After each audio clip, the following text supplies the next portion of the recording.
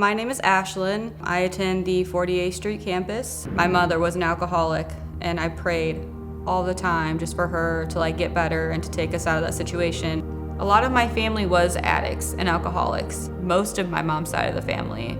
I had a lot of issues with my kidneys as a kid, and as a result, I was put on pain pills. The first few scripts I got, I remember physically ripping them up because I knew that they were addictive. And one day I had a headache and I had no Tylenol, and I took one. I loved the feeling, unfortunately, and it slowly built up from there. So it started with opiates, and I went to rehab, and then it progressed into heroin, unfortunately. I had a boyfriend named Michael. We were together for the entire 4 years that I lived in Springfield, and he passed away from an overdose in November of 2018. And that first sent me in a downward spiral. At his funeral, seeing his son and all that stuff, I'm like, I cannot do this. I cannot be what my mother was to me.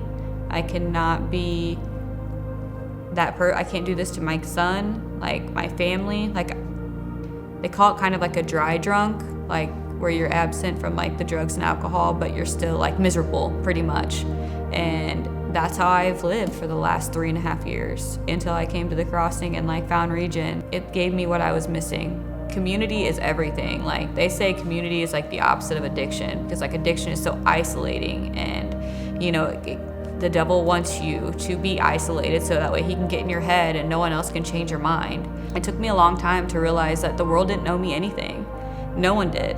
And yeah, I might have had a crappy childhood, but I don't have to live in that.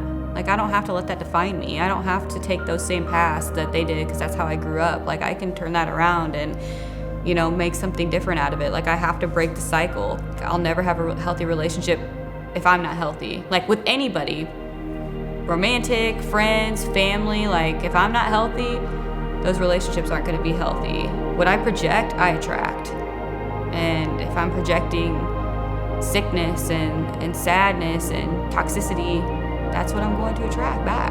I just have to give it over to God, because he'll take care of it in his time and in his way. It's not what I want, and I don't want to miss those blessings, because I'm not being open-minded and doing my best to follow God's will. So a couple months ago, I did get baptized again as a Christian. It just wiped everything away, in my past, all the things that I had done and put myself through, put my family through, and my childhood, all that was just, it was just it was a clean slate. If someone's struggling with anxiety or anything like that, reach out.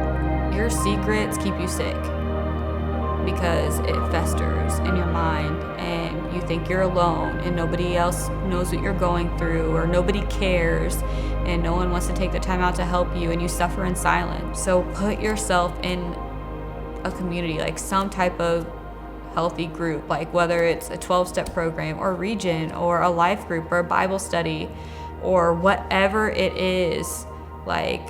Just reach out, because we're stronger in numbers.